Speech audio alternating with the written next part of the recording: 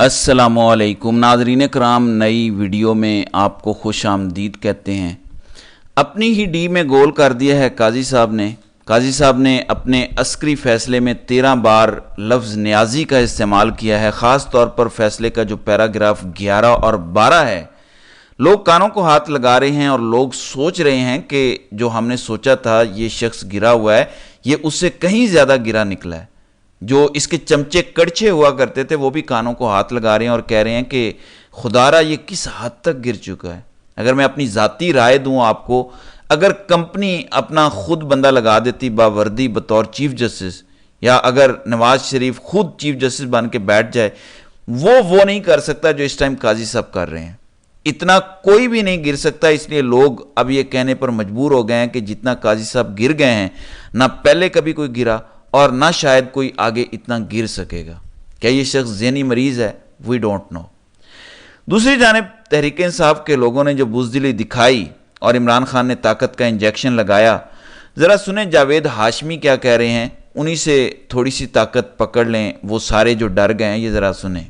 इमरान खान ने क्या कह दिया है, वो कहते हैं जी हमने तो नहीं कहा, हैंडलर कौन है, वीडियो कहाँ से आया, मैं उस वीडियो की जिम्मेदारी मैं कबूल करता हूँ। कोई गलत एक बात भी नहीं कही गई उस वीडियो के अंदर।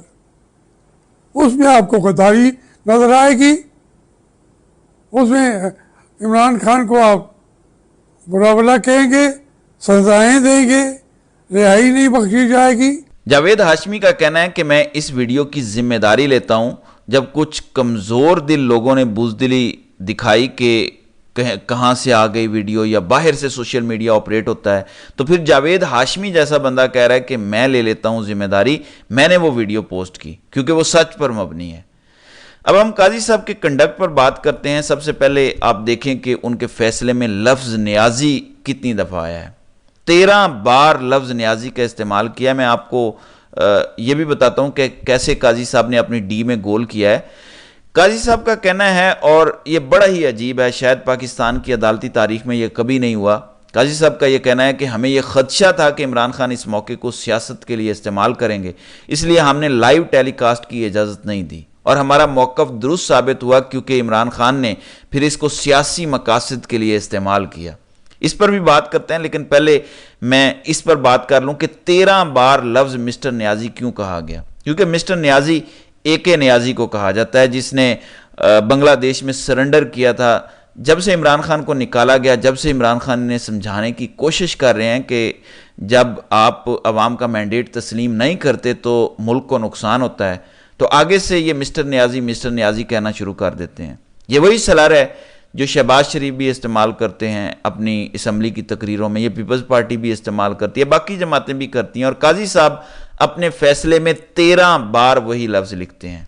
इमरान खान को इस पर कोई एतराज़ नहीं है। इमरान खान ने सिर्फ एक बार कहा था कि पूरा नाम लिया करें, इमरान अहमद खान न्याजी।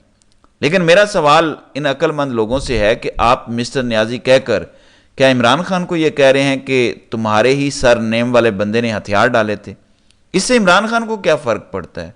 क्या वो बावर्दी नहीं था? क्या वो जर्नैल नहीं था? क्या बुज़दिल नहीं था? क्या अखलाकी दिवालियापन का शिकार नहीं था? इमरान खान का उससे क्या लेना देना? आप ही का बगल बच्चा था, आप ही का पेटी भाई था। याह्या खान ने उसको वहाँ भेजा था, याह्या खान का बगल बच्चा था।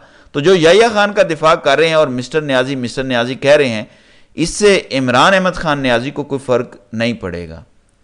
यहाँ भी आप अपनी ही पीठ नंगी कर रहे हैं और बता रहे हैं कि यहाँ हमारा एक AK न्याजी था जो बुज़दिल था, और यही इमरान खान बात कर रहे हैं कि आपने गलत हरकतें की, बुज़दिली दिखाई, कौम का मैंडेट चोरी किया, जिसकी वजह से आपको हथियार डालने पड़ गए।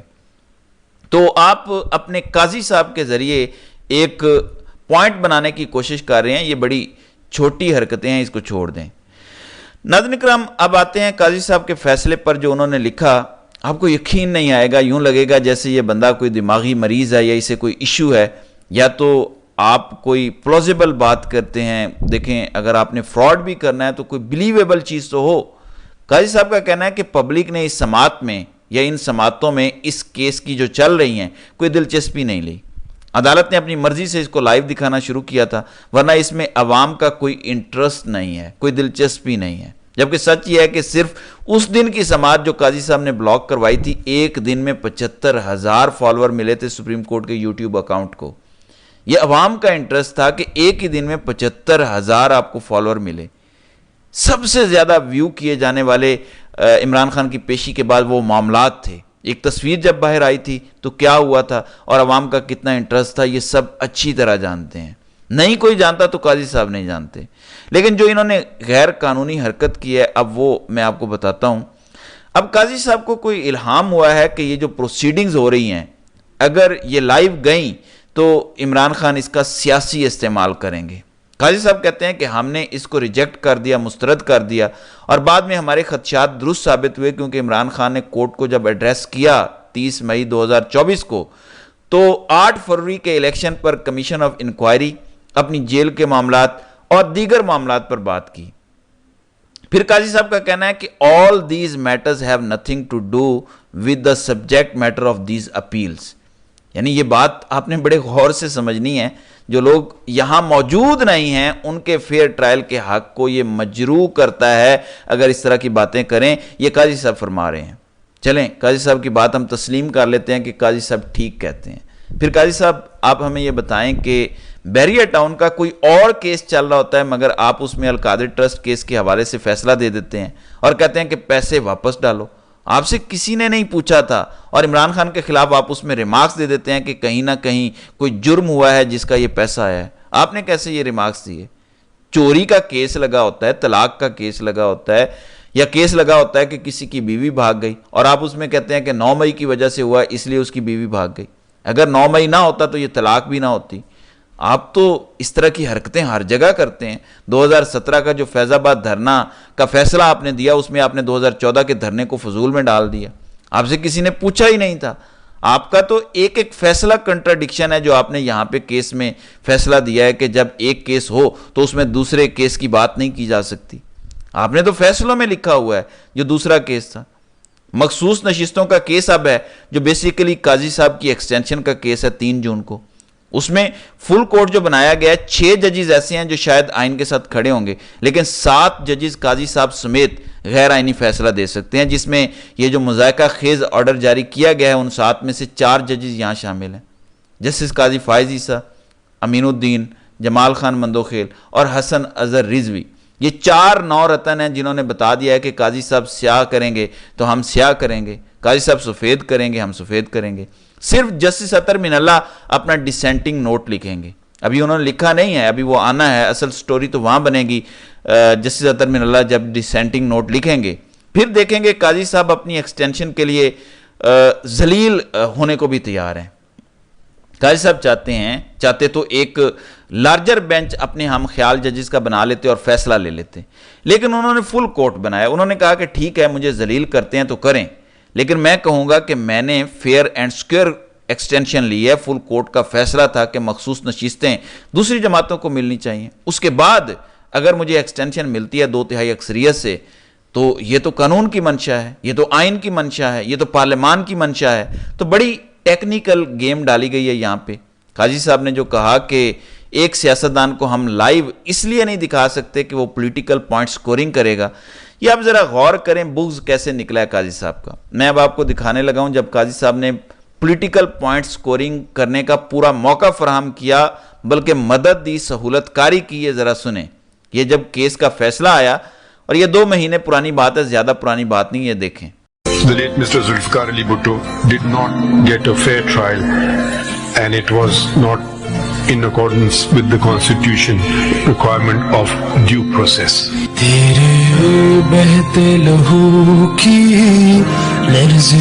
جی، ذوالفقار علی بھٹو کو فیئر ٹرائل نہیں ملا اور بلاول کو ساتھ مسلسل روتا دھوتا دکھایا گیا۔ یہ کیا پولیٹیکل پوائنٹ سکورنگ کا موقع نہیں دیا گیا پیپلز پارٹی کو؟ ایک 45-47 سال پرانے کیس کو آپ نے اٹھا لیا اور کہا کہ فیئر ٹرائل نہیں ملا۔ قاضی صاحب، فیصلہ تب ہوتا ہے جب آپ کہتے ہیں کہ میں ضیاء الحق کو علامتی پھانسی دیتا ہوں کہ اس نے یہ غلط کام کیا تھا، اس ٹائم ماشاء اللہ لگا کے پھر ہوتا فیصلہ، لیکن آپ نے صرف پولیٹیکل پوائنٹ سکورنگ کے لیے یہ کیا۔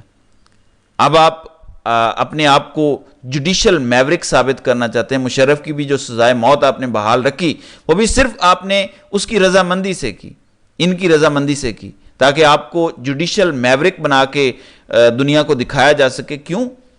نواز شریف کو بھی تو راضی کرنا تھا، 2 لوگوں کو ایکسٹینشن چاہیے نواز شریف سے، ایک قاضی صاحب کو اور ایک قاضی صاحب کے مالک کو، اور دونوں کی ایکسٹینشن تبھی ہوگی جب نواز شریف ہاں کرے گا۔ اس لیے مشرف کے پھانسی کے فیصلے کو اپ ہولڈ کیا گیا تاکہ دونوں سے نواز شریف راضی ہو جائے، تو اس کو خوش کرنے کے لیے دونوں باپ بیٹا نے یہ کاروائی ڈالی۔